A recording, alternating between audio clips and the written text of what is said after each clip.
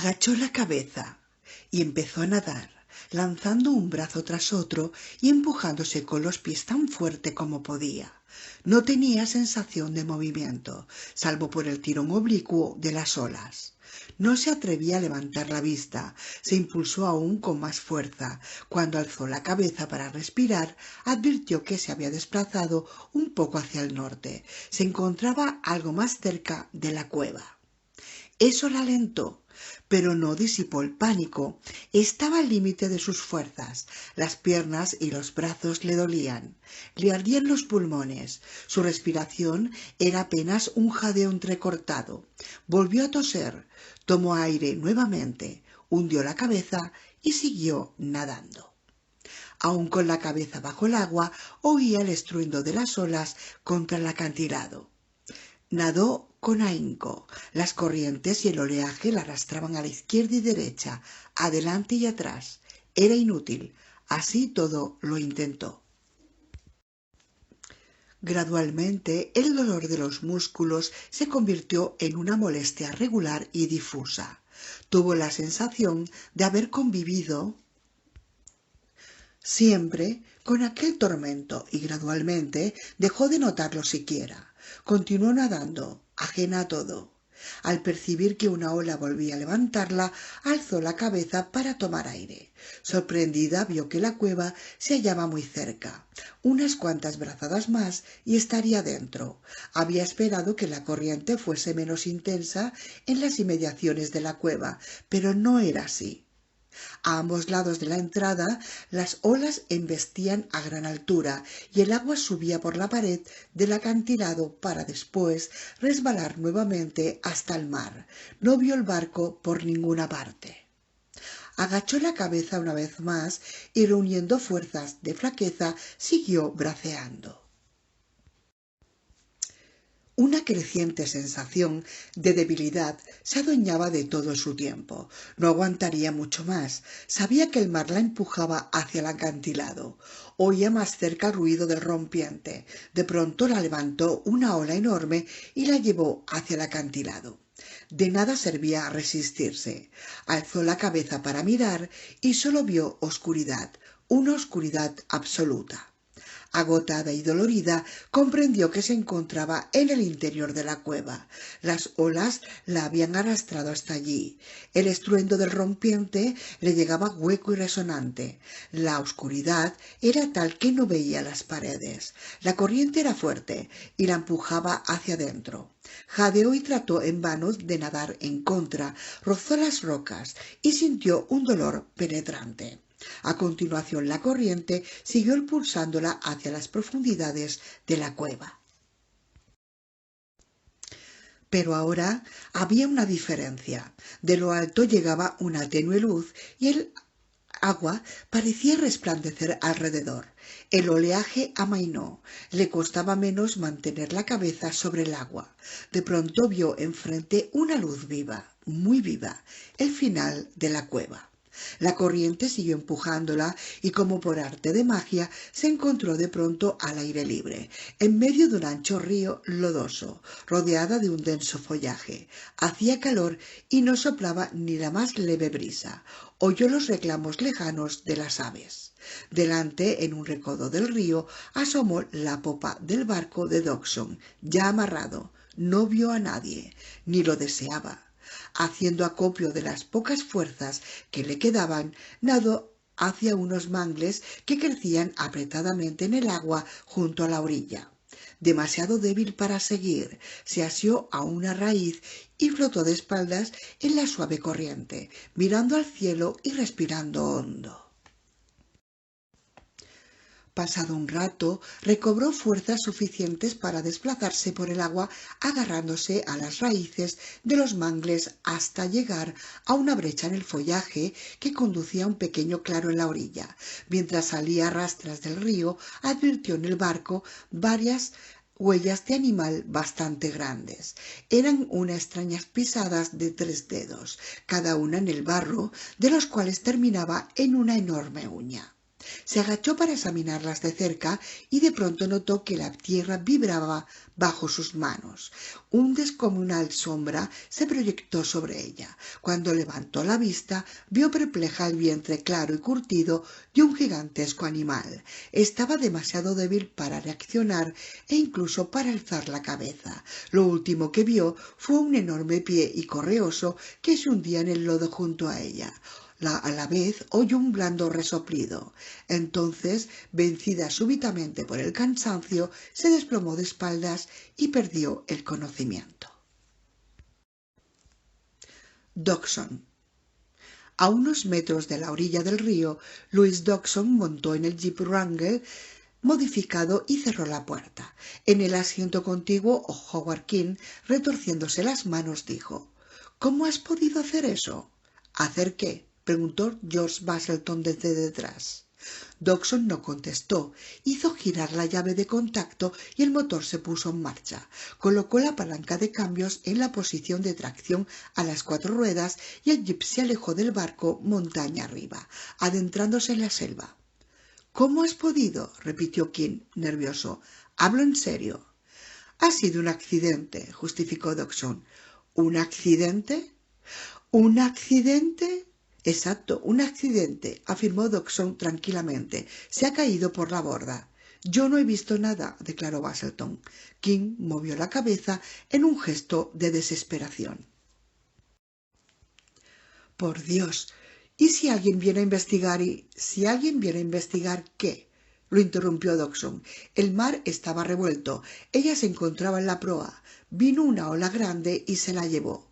No sabía nadar demasiado bien. Dimos la vuelta, pero ya no había nada que hacer. Un desgraciado accidente. ¿Qué te preocupa tanto?» «¿Y tú me preguntas qué me preocupa?» «Sí, Howard. ¿Qué demonios te preocupa exactamente?» «Por el amor de Dios, lo he visto». «Te equivocas», dijo Dodgson. «Yo no he visto nada», aseguró Baselton. «He estado abajo todo el tiempo». «Me parece muy bien», protestó Howard King, «pero ¿y si hay una investigación?» El jeep traqueteaba por el camino de tierra ya en plena selva.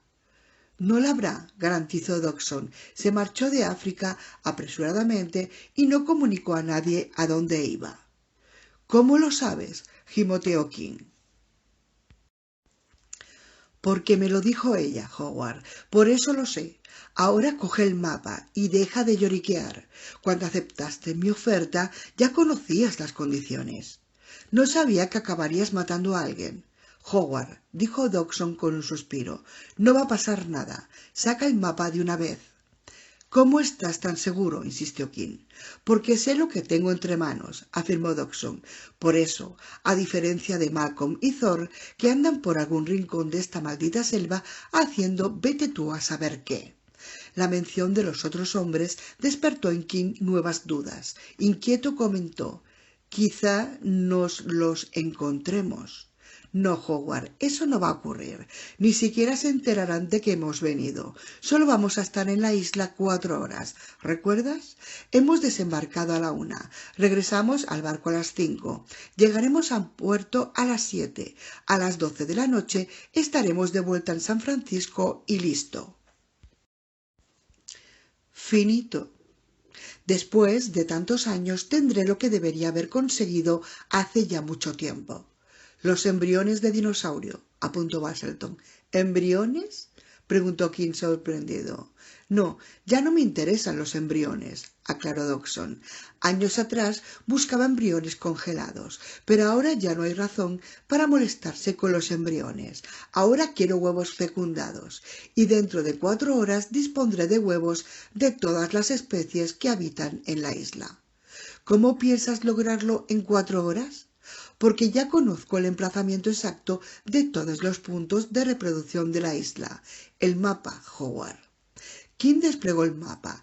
Era una amplia representación topográfica de la isla, de unos 60 por 90 centímetros, que mostraba las elevaciones del terreno con contornos azules. En los llanos había varias zonas marcadas con círculos concéntricos rojos y en algunos casos grupos de círculos. «¿Qué es esto?», inquirió King. «Ahí lo pone», indicó Dodgson. «¿Por qué no lo lees?».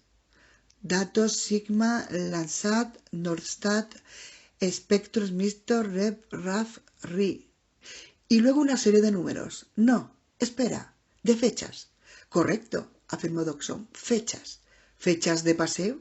¿Es un mapa sumario con todos los datos combinados de varias pasadas del satélite? Correcto. Kim frunció el entrecejo. Y parece que son el espectro visible, el radar de falsa apertura y... ¿qué más? El infrarrojo, un registro térmico de banda ancha. Dodgson sonrió. Lo hice todo en un par de horas. Pedí los datos del satélite, elaboré el sumario y obtuve las respuestas que buscaba. Ya entiendo, dijo Kim. Los círculos rojos son signaturas infrarrojas. Sí, afirmó Dodgson. Los animales grandes dejan grandes signaturas. Tomé los datos de las sucesivas pasadas del satélite sobre la isla en los últimos años y marqué en el mapa las fuentes de calor. La ubicación de estas fuentes se superponía una y otra vez, y eso es lo que reflejan las marcas rojas concéntricas. De ahí se desprende que los animales tienden a localizarse en esos puntos. ¿Por qué? Se volvió hacia Kim. Porque ahí están los nidos. Sí, muy probablemente, coincidió Basselton. Quizás sea donde comen, sugirió Kim. Dodgson, irritado, negó con la cabeza. Obviamente esos círculos no pueden corresponderse con los lugares donde se alimentan. ¿Por qué no? Porque estos animales pesan un promedio de unas 20 toneladas. Por eso. Si reúnes una manada de dinosaurios de 20 toneladas por cabeza, tendrás una biomasa total de más de 250 000 de kilos desplazándose a través del bosque. Esos enormes animales deben de comer mucha materia vegetal en el transcurso del día, y solo pueden hacerlo moviéndose. ¿Queda claro? Supongo, dijo Kim. ¿Supones? Replicó Dodgson. Echa un vistazo alrededor, Howard. ¿Ves alguna zona del bosque despoblada de vegetación? No. Comen unas pocas hojas de los árboles y se van a otro sitio. Créeme, estos animales tienen que moverse para comer. En cambio, anidan siempre en el mismo sitio. Miro el mapa. Y si no me equivoco, el primer nido se encuentra precisamente al otro lado de este promontorio. El jeep derrapó en el barro y siguió adelante, traqueteando cuesta arriba. Llamadas de apareamiento. Richard Levine contemplaba las manadas con los prismáticos desde lo alto de la plataforma. Malcolm y los otros habían vuelto a la caravana, dejándolo solo. Levine disfrutaba observando aquellos extraordinarios animales y era consciente de que Malcolm no compartía su ilimitado entusiasmo. De hecho, Malcolm siempre parecía tener en mente otras consideraciones, y era evidente que la impaciencia, el acto de observación, le tenía impaciente. Deseaba analizar los datos, pero no le gustaba reunirlos. Entre científicos, eso representaba una conocida diferencia de personalidades. Los físicos ofrecían un ejemplo perfecto. Los experimentalistas y los teóricos vivían en mundos aparte, cruzaban papeles continuamente, pero tenían muy poco en común. Casi daba la impresión de que cultivasen disciplinas distintas. Y en cuanto a Levine y Malcolm, las diferencias de enfoque se habían puesto pronto de manifiesto. Ya durante sus primeras conversaciones en Santa Fe, los dos estaban interesados en la extinción, pero Malcolm abordaba el tema de manera global, desde un punto de vista puramente matemático. Su objetividad y sus fórmulas inexorables habían fascinado a Levine en un principio, y ambos iniciaron un intercambio informal durante frecuentes almuerzos. Levine enseñó paleontología a Malcolm. Malcolm enseñó a Levine matemática no lineal. Empezaron a extraer conclusiones provisionales que entusiasmaron a los dos, pero también surgieron las primeras discrepancias. En más de una ocasión les pidieron que abandonasen el restaurante a causa de sus exacerbadas discusiones. Entonces salían al calor de Guadalupe Street y regresaban hacia el río sin dejar de vociferar, mientras los turistas, y al verlos acercarse, se apresuraban a cambiar de acera. Finalmente, sus diferencias entraron en un terreno personal. Malcolm consideraba a Levin pedante y puntilloso, preocupado solo por detalles nimios. Levin nunca veía las cosas en conjunto, nunca calculaba las consecuencias de sus actos. Levin, por su parte, no dudaba en acusar a Malcolm de engreído y distante, reprochándole su indiferencia ante los detalles. Dios está en los detalles, le recordó una vez Levin. Tu Dios, quizá, replicó Malcolm, no el mío. El mío está en el proceso. De pie en la plataforma de observación, Levin pensó que esa era exactamente la respuesta que cabía esperar de un matemático. Levin seguía convencido de que los detalles lo eran todo, al menos en biología, y el error más frecuente de sus colegas era descuidar los detalles. En cuanto a él, vivía siempre pendiente de los detalles y nunca pasaba nada por alto, como el animal que lo había atacado al llegar a la isla con Diego. Levin había pensado en ello a medida y a menudo reviviendo la escena una y otra vez, porque algo no acababa de encajar.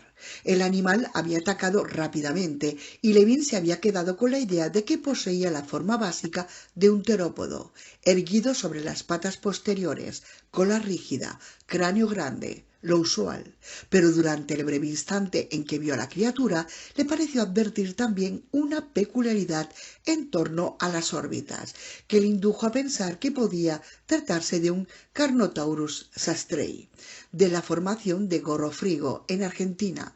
Por otra parte, la piel era muy poco común, de un vivo color verde y moteada, pero había algo. Desistió con un gesto de resignación. La idea que lo inquietaba flotaba en el fondo de su mente, pero no conseguía precisarla. Le era imposible. De mala gana, volvió a concentrarse en la manada de parasaurios que pacía en la orilla del río junto a los apatosaurios. Escuchó el característico bramido de los parasaurios. Levin reparó en que con frecuencia los parasaurios emitían un sonido de corta duración, una especie de bocinazo retumbante. En ocasiones, varios animales producían dicho sonido simultáneamente o con breves intervalos de separación, así que debía de ser una manera audible de indicar la posición de todos los miembros de la manada. Sin embargo, a veces emitían una llamada mucho más larga y perentoria. Este sonido era poco frecuente y provenía solo de los dos animales más grandes de la manada, que alzaban la cabeza y producían aquel trompeteo sonoro y prolongado. Pero, ¿qué significaba aquel sonido? Inmóvil bajo el sol, Levin decidió llevar a cabo un pequeño experimento. Ahuecó las manos en torno a la boca e imitó la llamada del parasaurio. No había sido una gran imitación, pero de inmediato el jefe de la manada levantó la vista y buscó alrededor. A continuación lanzó un grave bramido en respuesta a Levin. Levin volvió a imitar el sonido. El parasaurio contestó nuevamente. Complacido por el resultado del experimento, Levin tomó nota en su cuaderno. Pero cuando miró de nuevo hacia la llanura, advirtió con sorpresa que la manada de parasaurios se separaba de los apatosaurios. Se agruparon y en fila y se encaminaron hacia la plataforma de observación. Levin empezó a sudar. ¿Qué había hecho? En algún rincón de su mente se preguntó si habría imitado una llamada de apareamiento. Solo le faltaba eso, atraer a un dinosaurio en celo. ¿Quién sabía cómo actuaban aquellos animales en el apareamiento? Con creciente desasosiego los observó acercarse. Lo mejor era llamar a Malcolm para pedirle consejo, pero considerando esa posibilidad, cayó en la cuenta de que al imitar aquel bramido había interferido en el medio ambiente, había introducido una variable nueva, que era precisamente lo que, como había asegurado Thor, no pretendía hacer. Había sido un acto irreflexivo, desde luego, y si bien no repercutiría seguramente de manera esencial en la marcha de las cosas, Malcolm sin duda iba a enseñarse con él. Levin bajó los prismáticos y contempló el rebaño. En el aire resonó un grave bramido, tan intenso que le hirió los ojos. y los oídos. La tierra empezó a temblar y la plataforma se tambaleó precariamente. Dios mío, pensó, vienen directos hacia mí. Se inclinó y buscó la radio a tientas en la mochila. Los problemas de la evolución. En la caravana Thor sacó del microondas los platos de comida rehidratada y los repartió. Sentados alrededor de la pequeña mesa, lo desenvolvieron y empezaron a comer. Malcolm hurgó en su plato con el tenedor y preguntó: «¿Qué es esto?» «Pechuga de pollo a las finas hierbas», contestó Thor. Malcolm probó un bocado y movió la cabeza en un gesto de desagrado. «¿No es maravillosa la tecnología?», comentó irónicamente. «Consiguen que sepa como el cartón». Malcolm miró a los chicos que comían vorazmente frente a él. Kelly levantó la vista y señaló con el tenedor los libros sujetos al estante que había junto a la mesa. «Hay una cosa que no entiendo», dijo. «¿Solo una?», bromeó Malcolm. «Es sobre todo esto de la evolución. Darwin escribió su libro hace mucho tiempo, ¿no?» «Darwin publicó El origen de las especies en 1859, contestó Malcolm. «Y a estas alturas ya nadie lo pone en duda, ¿no?», continuó Kelly. «Creo que puede afirmarse que hoy en día todos los científicos del mundo coinciden en que la evolución es una de las características de la vida en la Tierra», aseguró Malcolm, «y en que descendemos de los animales». «Sí». «Pues si es así, ¿a qué viene ahora tanto interés en el tema?». Malcolm sonrió. Ese interés se debe a que, si bien todo el mundo está de acuerdo en que la evolución existe, nadie comprende las leyes que la rigen. La teoría plantea grandes problemas y los científicos se rigen. La teoría plantea grandes problemas. Conviene remontarse a los orígenes de la teoría hace unos 200 años. Comencemos con el barón Georges Cuvier, el más famoso anatomista de su época, que vivía en el centro intelectual del mundo, París. Alrededor de 1800 se desenterraron los primeros huesos antiguos y Cuvier comprendió que pertenecían a animales que no se encontraban ya en la Tierra. Eso representó un serio problema, pues por aquel entonces se creía que todas las especies animales creadas seguían vivas. Era una idea lógica, porque se atribuía a la Tierra una antigüedad de unos miles de años. Y porque Dios, que había creado a todos los animales, nunca permitiría que sus criaturas se extinguiesen, así que la extinción se consideraba imposible.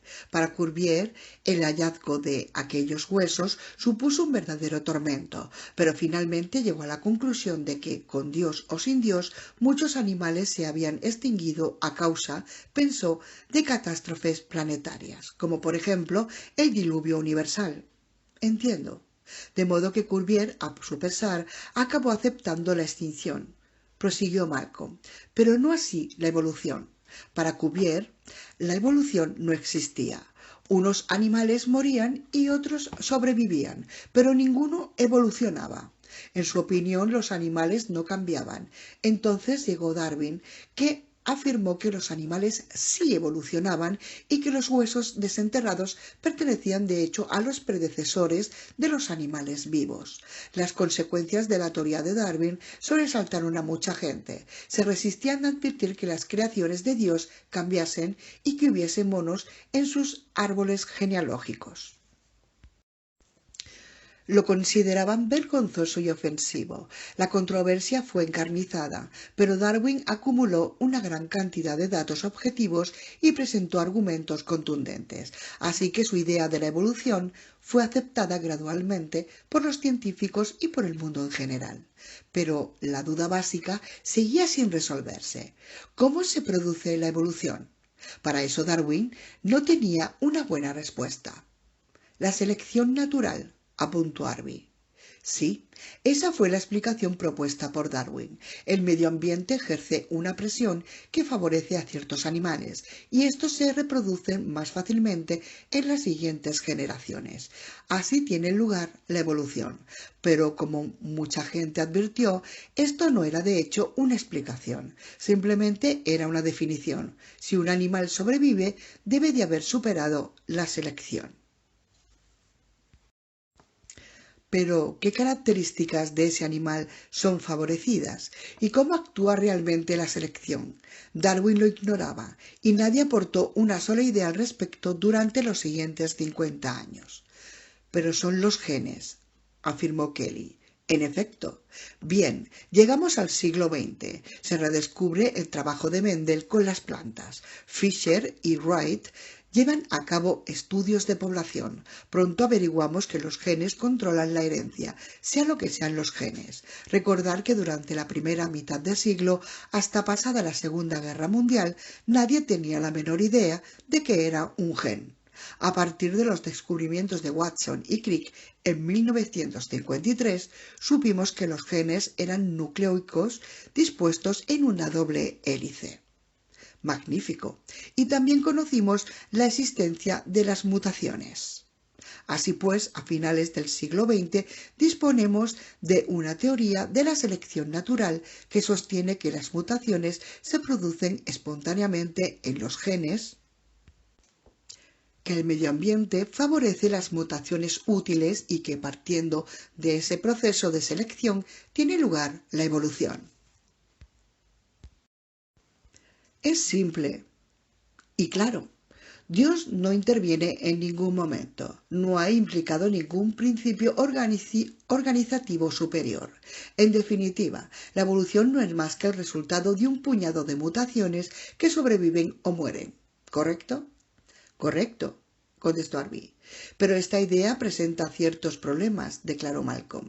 En primer lugar, un problema de tiempo. Una sola bacteria, la primera forma de vida, contiene 2000 enzimas. Los científicos han calculado cuánto tiempo tardarían en concurrir aleatoriamente esas enzimas a partir de un caldo de cultivo primordial. Las estimaciones oscilan entre 40 y 100.000 millones de años. Ahora bien, la edad de la Tierra es de solo 4.000 millones de años, así que el azar por sí solo resulta demasiado lento, sobre todo teniendo en cuenta que las bacterias aparecieron de hecho 400 millones de años después de la formación de la Tierra.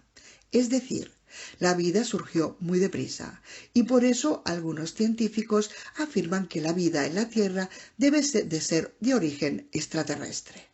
Pero eso, a mi juicio, es eludir la cuestión. Exacto.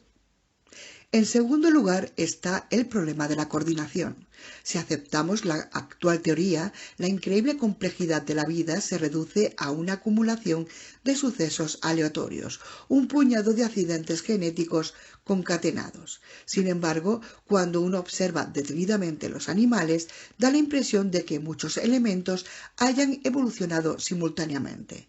Pongamos por caso los murciélagos, que poseen ecolocación, es decir, que se guían por el sonido. Para llegar a eso deben desarrollarse muchas otras cosas. Los murciélagos necesitan un aparato especializado para la emisión de sonidos, necesitan unos oídos especializados para captar el eco, necesitan un cerebro especializado para interpretar los sonidos y necesitan un cuerpo especializado para subir y bajar en el aire y capturar insectos. Si todas estas facultades no se desarrollan simultáneamente, no sirve de nada. E imaginar que todo esto puede ocurrir por azar es como imaginar que un tornado puede acometer contra un depósito de chatarra y formar con las piezas un Boeing 747 en perfecto estado. Es difícil de creer. Desde luego, convino Thor, estoy de acuerdo. Siguiente problema. La evolución no siempre actúa como una fuerza ciega. Ciertos espacios medioambientales no se llenan, ciertas plantas no se emplean como alimento y ciertos animales apenas evolucionan. Los tiburones no han cambiado desde hace 160 millones de años. Las zarigüeyas no han cambiado desde que se extinguieron los dinosaurios, hace 65 millones de años. El medio ambiente de estos animales se ha alterado radicalmente, pero los animales han seguido casi iguales. No exactamente iguales, pero casi. En otras palabras, da la impresión de que no hayan respondido a su medio ambiente. Quizá aún estén bien adaptados, sugirió Arby. Quizá, o quizá exista algo más que no conocemos. ¿Cómo qué? Como otras reglas que influyan en el resultado.